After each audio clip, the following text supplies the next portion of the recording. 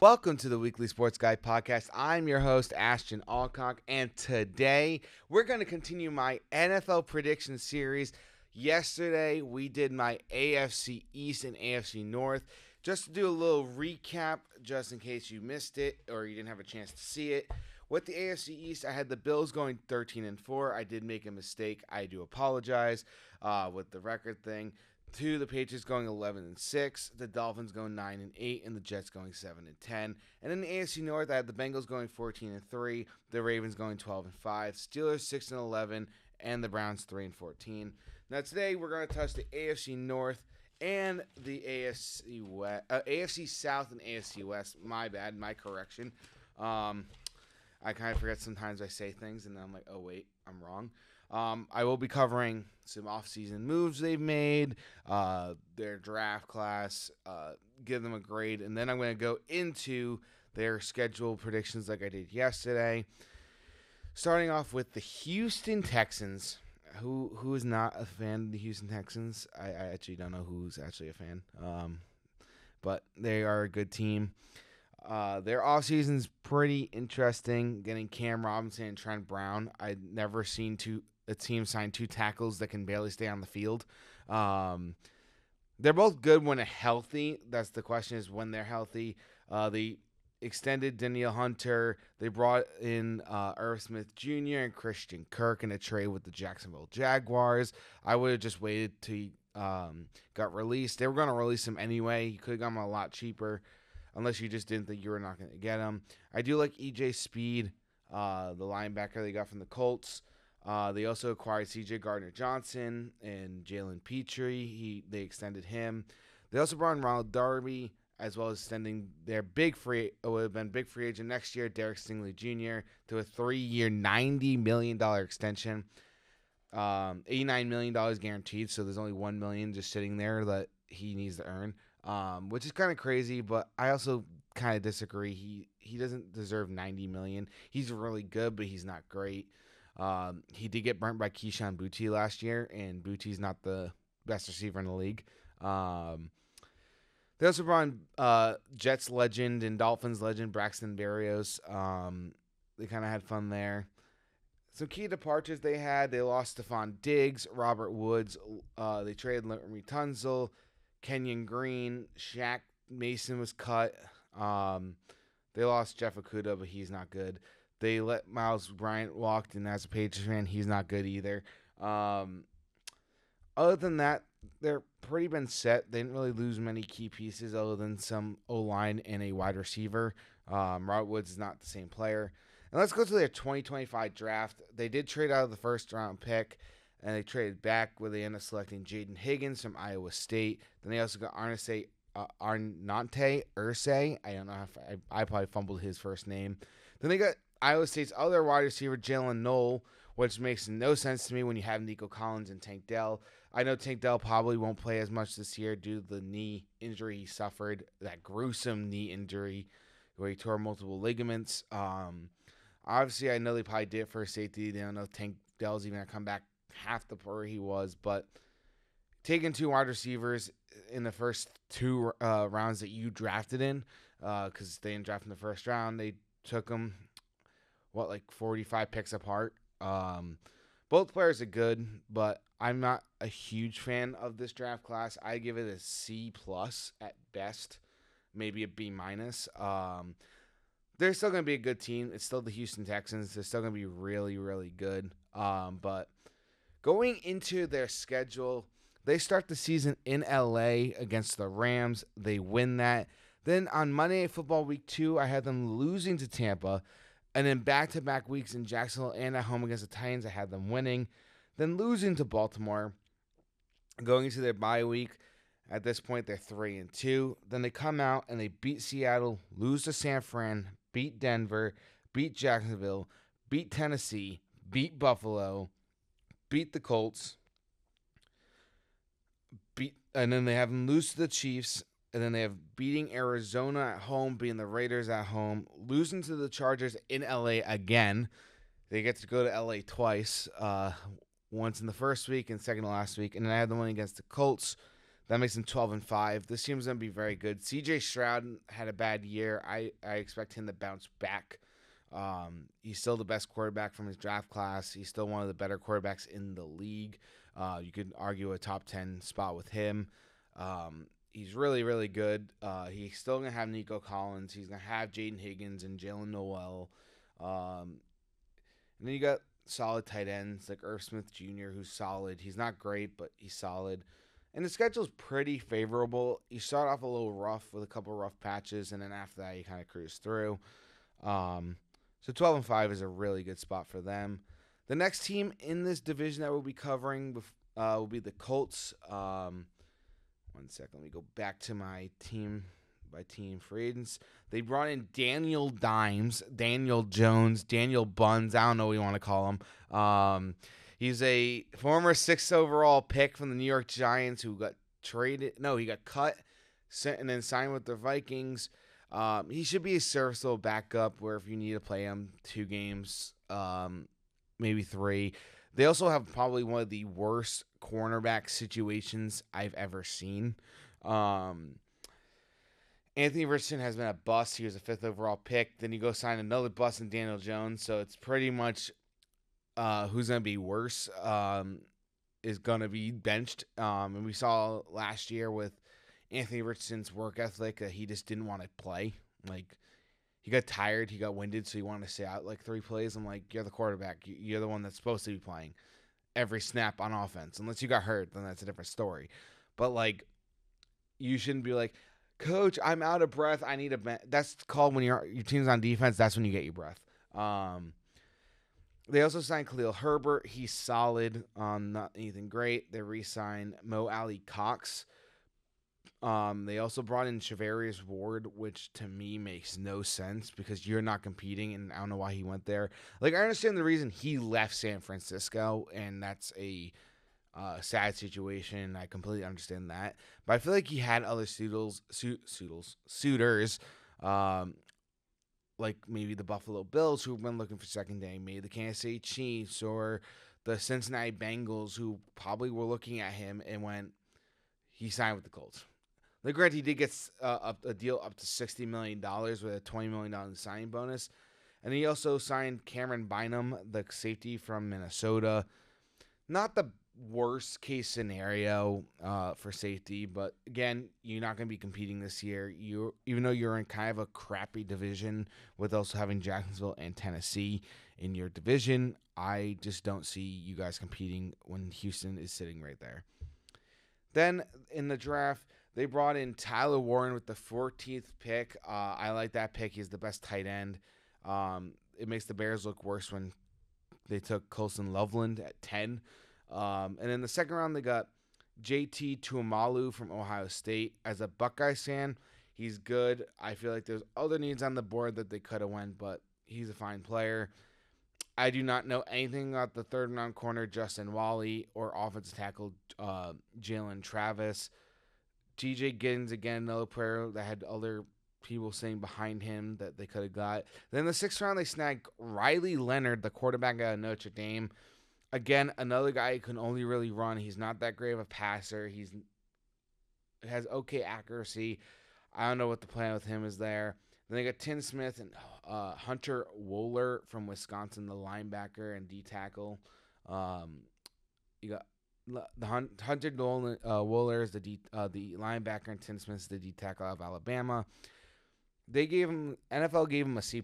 I'm giving them a C minus. First pick, home run of a pick, Tyler Warren, quarterback's favorite friend. JT Tuimalu, solid pick, but there's other people there they could have taken, like Mike Green, who was supposed to be a first-round pick, fell to the late first round. You could have also went corner with Will Johnson, who also was sitting there at pick 45 before you end up going to the Cardinals. Very questionable moves on their part. Now, we're going to go into their schedule. They start the season off against the Dolphins. They lose at home. Then they lose at home against Denver. Then they beat Tennessee in Tennessee, lose to the Rams in L.A., lose at home to the Raiders and Cardinals in back-to-back weeks, go to L.A. again. Another team that likes to chill in Los Angeles. They're going to lose again. Then beat the Titans at home. Lose to Pittsburgh. Then they go to Berlin, Germany, to play the Falcons, where they will lose again, going to the bye week. Coming out of the bye week, they lose to the Chiefs and Kansas City at home against the Texans. Then they beat Jacksonville in Jacksonville, lose to Seattle in Seattle, lose to San Francisco, beat Jacksonville again at home, and then lose to the Texans again. I had them going 4-13. Fair way to go. They're just not that good of a roster. Their team, their coaching is bad with Shane Steichen. I almost called him Steve for some weird reason. I don't know where Steve came up.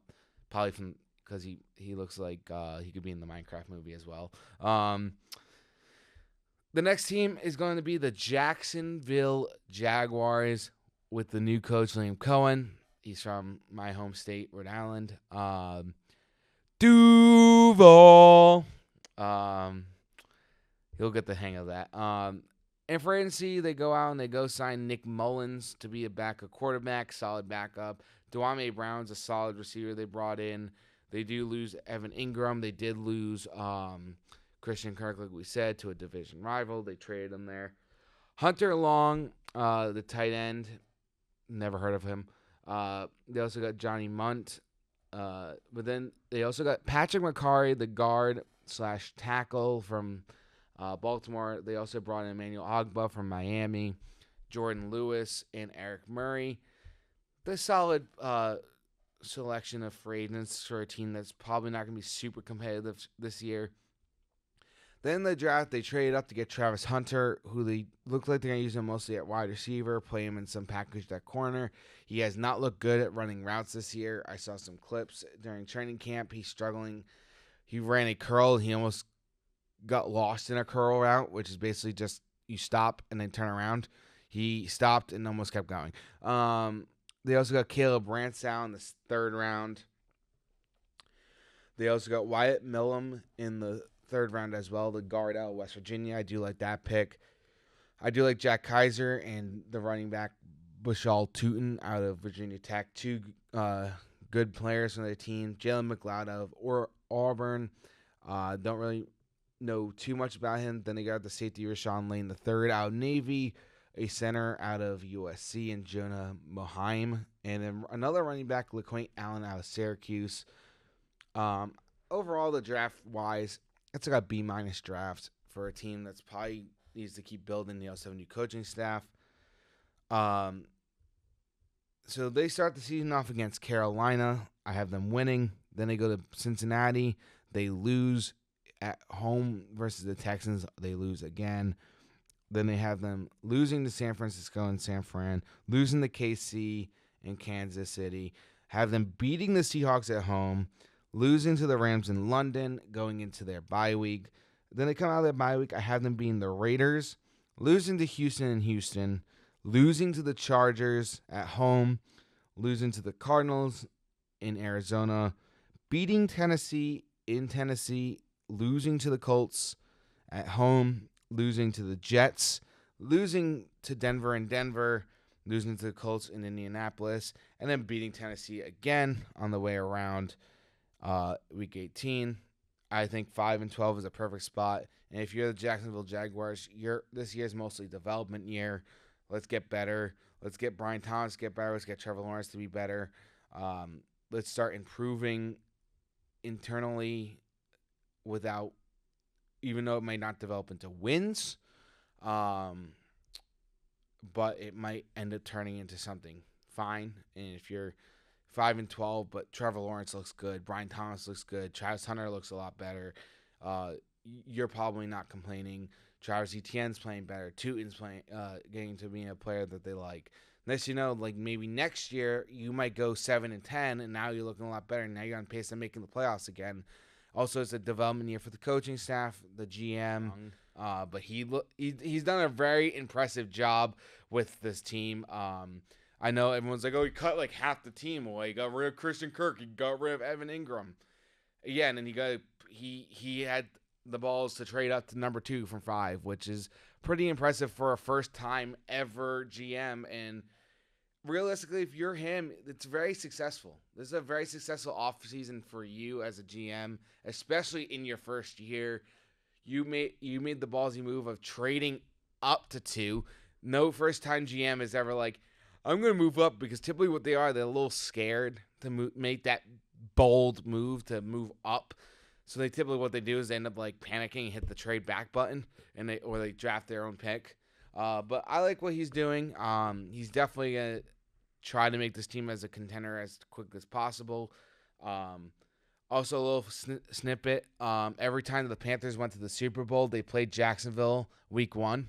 And this year it's happening again. And also the season prior to their Super Bowl run, they were one of the worst teams. They had a first-time head coach, or a breakout coach, a breakout quarterback, and another little snippet. Ohio State won the year before the Panthers won the Super Bowl, but then they also lost to 2 all-time great quarterbacks, Tom Brady and Peyton Manning. So a little snippet. I'll probably say it again on Thursday when I cover the AFC South. But the AFC South, the NFC South, my fault. I am covering the AFC South as we're currently speaking. But if you're a Jacksonville, 5-12 is a good season for you. Next team we're going to cover is the Tennessee Titans. Free agency, they didn't really do much. They brought in Tyler Lockett after the draft. Von Jefferson, they brought in Dan Moore, solid tackle out of from Pittsburgh. Kevin Zeeler, one of the better guards in the league. Lorenzo Carr, the outside linebacker. And then they brought in Xavier Woods. Joey Sly from the Patriots. Solid offseason free agency. Not really much to expect when you're Tennessee Titans. Again, another first-year GM and Mike Bergonzi, was second-year coach. In the draft, they got Cam Ward, Oluwafemi Oladipo out of UCLA, Kevin Winston Jr. Then they got Shamir. I don't know how you pronounce his last name. I think it's DK from Florida. Tight end Gunnar Helm, Alec Ayomanor, the wide receiver out of Stanford. That was a steal. He should have went like the second, third round. He fell. They got the guard out of Sacramento State, Jackson Slater. The corner, Marcus Harris out of Cal. And then running back, Khalil Mullins out of Michigan. I give that draft a B. It's not great, but it's not terrible. It could be worse. And going into their schedule, I have them losing at home. In Denver against the Broncos. I had them losing to the Rams at home, losing the Colts at home, losing to the Texans in Houston, losing in Arizona. Then I had them a surprise upset on the Raiders week 6. I had them losing to the Patriots at home, losing, and that game will actually be Mike Vrabel's return and revenge game against the Titans. If you don't know, he was the former Titans coach. Words are hard. He was their former coach, got fired after the 2023 season. They hired Brian Callahan. Vrabel was out for a year. Patriots had Mayo. They fired Mayo, and they brought in Vrabel. He gets his chance to get his revenge game against his old team in Tennessee. And then at the Colts, they lose again. Then they lose to the Chargers. They're 1-8 going into the bye week. Then they lose at home against the Texans. Then they beat Seattle at home, lose to Jacksonville, beat Cleveland in Cleveland, lose to San Fran, lose to the Chiefs, beat the Saints at home, and then lose to Jacksonville and Jacksonville. I had them going 4-13. And when we go to the division standings, it's not pretty. The Texans are at 1-12-5, winning the division. Jacksonville's at 5-12. Titans are at 4-13. I gave them the tiebreaker over the Colts at 4-13. Very poor division. This division has never really ever been great. There's been years where a couple teams like the Titans and Texans are competitive, but then there's years where the Titans were good, but everyone else was bad. There's years where Jacksonville was good and everyone else was bad, or Jacksonville was competitive, and this division has been really, really bad most of the time. And I still expect it to keep it that way. A lot of these teams are rebuilding, like the Colts, the Jacksonville Jaguars, and the Tennessee Titans. The next division we're going to cover is the AFC West. This will be the final day of the AFC. We're going to start off with the Denver Broncos. Let me just pull up their offseason moves. I don't think they actually had that great of a offseason as many people think. 1 second. I am stalling. I don't know why. I'm fumbling the bag. The Denver Broncos, they brought in Sam Ehlinger. They re-signed Jarrett Stidham. They re-signed their fullback, Michael Burton. Brought in Trent Sherfield. Evan Ingram on a 2-year deal. Good tight end. Dre Greenlaw, 3-year deal, $35 million. Looks like he's going to be out for part of the season or most of the season after he suffered an injury during a workout. Talanoa Hufanga, the safety out of from the Niners. They got a couple good pieces on defense. And then in the draft, I thought they fumbled the bag really hard. In the 20th pick, they got Jahdae Barron, the corner out of Texas. You need a wide receiver. You need to protect your quarterback. You need to get him some weapons. Cortland Sutton is not going to do it.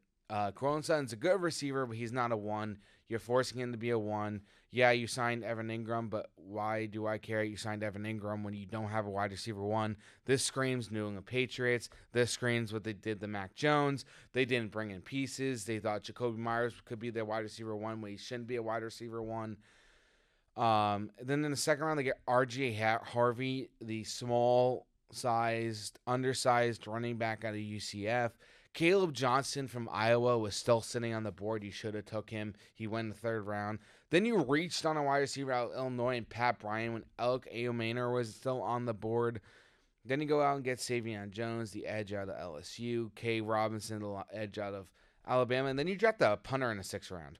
Granted, my team also drafted the kicker, but the other issue is you typically see teams draft a kicker. I never seen a team draft a punter. And the Broncos did it. And they brought in a tight end, Caleb Lohner, don't know how you pronounce it, from Utah. Overall, I'm giving their offseason a C. You didn't bring in a star-studded wide receiver. You still have a chance with Amari Cooper and Keenan Allen, but there's nothing really like popping now. Yeah, you can have a top 2 cornerback duo at some point, but guess what? When you're not producing points, there's no point in having 2 top 2 corners. Going into their schedule, week 1 against the Titans, I have them winning. Then I have them losing to the Colts in Indianapolis, losing to the Chargers at home. Wait, did I have them beating? No, I have them beating the Colts. My fault. I made that mistake again. I think I wrote L. I meant to write W. I had them losing to the Chargers, losing to the Bengals at home, losing to Philly in Philly, losing to the Jets beating the Jets in London, beating the Giants at home, beating Dallas at home, losing to the Texans, losing the Raiders on Thursday Night Football, beating the Chiefs week 11 going into their bye week, losing to the Commanders, beating Vegas, beating Green Bay, beating Jacksonville, losing to the Chiefs on Christmas Day, and then beating the Chargers. So that means they'll be going 10-7. Right? That would be 10-7. 1, 2. That'll be 9-8, not 10-7. I wrote down the right record. I wrote one less game as a W by accident. 9-8. It'll be a good sophomore year, especially for a team that just made the playoffs. I know it's a little devastating that they may not make the playoffs again, but guess what? It's all about developing a quarterback, and the issue is they haven't done that in a while. They've been through 8,000 different quarterbacks in the last, since Peyton Manning, last 10 years. They have like 8-9 different quarterbacks. That's a little bit of a problem. But 9-8 is a good record. Sean Payton needs to start building around Bo Nix. He's done this before where he ruins a quarterback because he doesn't decide to draft a wide receiver or take a wide receiver. Look at the last couple of years of Drew Brees. It wasn't great. It wasn't phenomenal in New Orleans. Drew Brees had good seasons, but look at the weapons. Michael Thomas, always hurt. His tight end was Taysom Hill, a quarterback who played tight end, wide receiver, running back, fullback, Probably played left tackle at some point. Probably played a little corner. Probably was the head coach at one point and offensive coordinator. And also played quarterback. I don't know. He pretty much was like the biggest utility knife you've ever seen.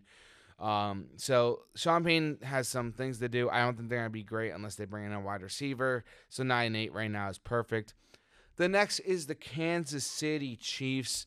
Their offseason brought in 2 backup quarterbacks in Bailey Zappi and Gardner Minshew. As a Patriots fan, hearing Bailey Zappi's name is weird. He's not that good. Kareem Hunt, they re-signed on a 1-year deal. They brought in Elijah Mitchell from San Francisco. Re-signed Marquise Brown to a 1-year deal up to $11 million. Brought back Juju Smith-Schuster. They franchise tagged Trey Smith. They're probably going to be working on a long-term deal at some point. They brought back Mike Pennell, former Patriot. They re-signed Nick Bolton. They signed Jerry Tillery, the former Raider first-round pick. They brought in Christian Fulton on a 2-year deal. Mike Edwards. They tendered Matt Ariza, their punter. And then they signed their long snapper to a 1-year extension. They also signed a Jalen Moore from San Francisco to a 2-year deal. He's not that great of a tackle. Granted, their tackles have been really, really bad as of recent. Ask the guy they got from Jacksonville, Jawan Taylor. The automatic false start man right there. He always gets a false start. And then the draft, they took Josh Simmons out of the offensive tackle of Ohio State. I do like the pick. The only issue is he's very much injury prone. He's lost a couple seasons due to knee injuries. They brought in D-tackle Ormar Norman Lott from Tennessee. They brought edge Ashton Gillette from Louisville. I did make the joke that I got drafted twice because my name is Ashton. I thought it was kind of fun. They brought in Jalen Royals, the wide receiver of Utah State, and Brashad Smith, the running back of SMU.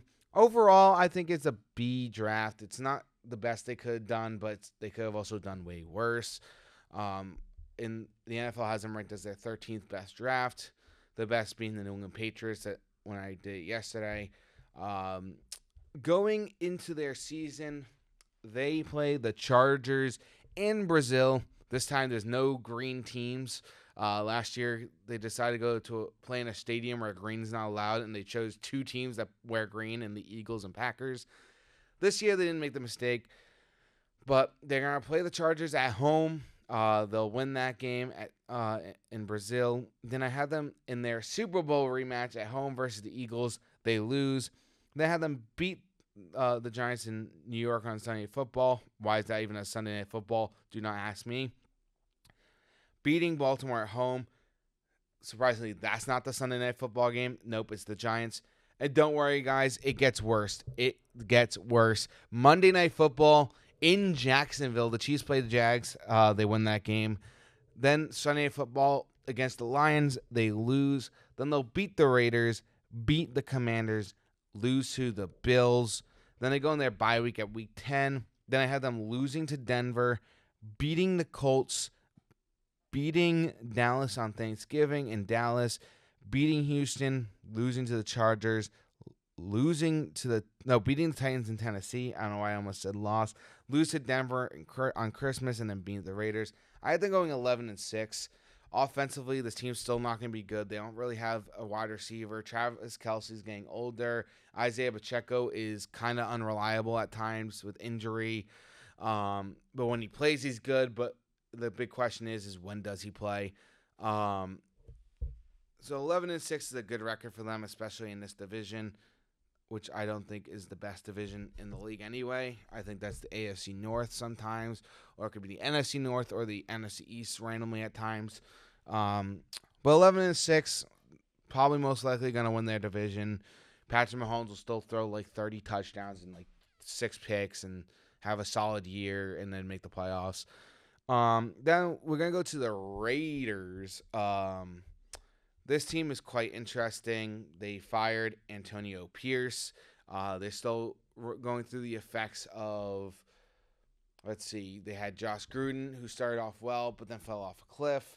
Then they brought in Josh McDaniels, and the tenure got worse. They fired him mid-season. Then they bring in Antonio Pierce. They made him the interim coach, then made him their head coach. And then finally, they got now Pete Carroll from Seattle, who was working in their front office. This year, in free agency, they got Geno Smith via a trade for a 2025 third-round pick 92. Then he signed a 2-year, $85 million extension worth $66.5 million. I don't think the deal is worth it. I never thought the deal was worth a third-round pick in general. Geno Smith hasn't been great. He had one good year in Seattle. He actually had weapons. Now he doesn't really have one. His best weapon is literally Jacoby Myers, and as a Patriots fan, he's good, but he's not great. They brought in Raheem Mostert. He's older.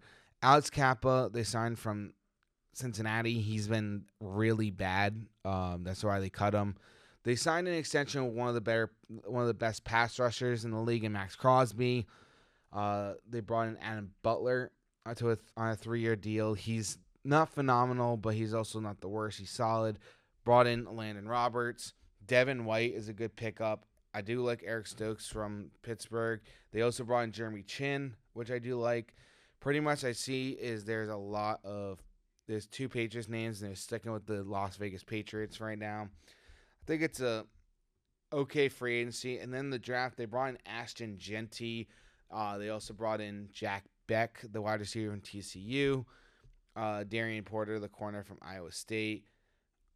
And then they brought in quarterback Cam Miller and Tommy Millott, but Tommy Millott is switching to wide receiver. To me, this draft is pretty much a C- for me. You got like 3 good picks in my eyes, with the first 3, Darian Porter, Jack Beck, and Ashton Genty. But everything else I don't really know much about. And it's just like there's other players, the other picks that they could have gotten, but they passed up on. I think it could be a lot better, but we'll see when it comes down to it. Let's get into their schedule. Week 1 in New England, I had them losing to the Chargers, losing to Washington, beating the Bears at home, losing to the Colts in Indianapolis, losing to Tennessee, losing to Kansas City going into their bye, beating Jacksonville, beating Denver, beating Dallas going on a 3-game win streak. Then I have them in a upset, losing to Cleveland, beating the Chargers, losing to Denver, beating Philly. No, they're losing to Philly, my fault. So they go on a 3-game losing streak with Houston as well. In Houston, then I have them beating the Giants and losing to the Chiefs, going 6-11. This is most likely a culture year for them, rebuilding their culture as a team.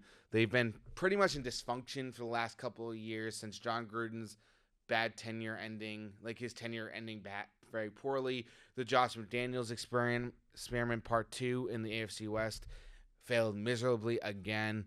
He didn't really have a quarterback. He brought in Jimmy Garoppolo. They let Derek Carr go. It didn't work out, and now they're sitting in QB poverty, which is probably one of the hardest positions to draft. It's very, very hard to find a guy. Even with Tom Brady, when the Patriots drafted Tom Brady back in 2000, he wasn't really a hot commodity. They just took a flyer on a kid that one of their coaches said he looks good, he could be a good quarterback. Turns out to be the greatest quarterback of all time. Is that going to happen again? Probably not. There's the Brock Purdy experiment happening as the Mr. Irrelevant pick in San Francisco, who just got $265 million. I wish I could just be able to throw to like Debo Samuel, Brandon Ayuk, and George Kittle and Christian McCaffrey, but now it's just pretty much Brandon Ayuk, George Kittle, and Christian McCaffrey. Ricky Pearsall is we don't know about, but we'll get into the Niners another day, on Thursday, actually, to be exact. But if you're the Raiders, you're pretty much in a crap hole, sadly. 6-11 still not the worst record you could have. You can be worse. You can be like 1 win, 3 wins, 2 wins. But this is basically, again, another year, like I was saying, culture year. Build that culture. That's why they brought in Pete Carroll. He's going to build a culture for 3 years, and they'll find his replacement when he retires. He's not here to win them a championship. He's here to build them in the right direction, send them into the right direction. Also with their new Also another team with a new GM. And the final team we'll be covering today is the Los Angeles Chargers. This team is quite interesting. Jim Harbaugh. They go out and they bring in Mike Williams back. They bring in Najee Harris. They signed Trey Lance as a backup, as well as Taylor Heineke. They brought in Tyler Conklin, Bradley Bozeman. They re-signed to a multi-year contract. They also brought in Andre James from Vegas. They brought in Super Bowl winning guard Mekhi Becton. Again, he's always hurt. They brought back Khalil Mack and signed Deshaun Hand. They returned. They re-upped Tyre Tart's deal. Denzel Perriman, the last player to ever be on their 2016 team in San Diego. They brought in Benjamin St-Juste, the former Commanders' first-round pick that didn't work out. And then they brought in Tony Jefferson, the safety that used to play for Baltimore. And in the draft, they go out and they get Amarian Hampton, Trey Harris, 2 picks I do like. After that, I pretty much don't like their draft. Kyle Kennard's a solid edge rusher out of South Carolina. And then after that, it's questionable. I'll give it a C+. I think overall as an all season, I'll give it a B-. Going into their season, though, I had them losing to the Chiefs, beating Vegas in Vegas, beating Denver at home, beating the Giants away, losing to Washington at home, beating Miami in Miami, beating the Colts, losing Minnesota, beating Tennessee, beating Pittsburgh in Sunday Night Football. Again, I don't know why Pittsburgh has like 5 primetime games, 4 or 5 primetime games. Makes no sense to me. They go into their bye week, week 12. Week 13, they lose to the Raiders, lose to Philly, beat the Chiefs, beat Dallas in Dallas, beat Houston, and lose to Denver. They finished 10-7. They're probably the second best team in this division. And going over their standings, if you're Jim Harbaugh, 10-7, possibly squeezing into the playoffs is very good, but they will be going over the AFC standings for the playoffs right after this. For the AFC West, the Chiefs win the division at 11-6. I forgot to write down their record. Chargers at 10-7. Denver and the Raiders. Denver going 9-8. Raiders going 6-11. And to look at it, the playoff prediction, the playoff standings and matchups will be for the AFC. It'll be number 1 seeded Cincinnati Bengals at 14-3. The Bills at 13-4 as the 2 seed. The 12-5 Texans at 3.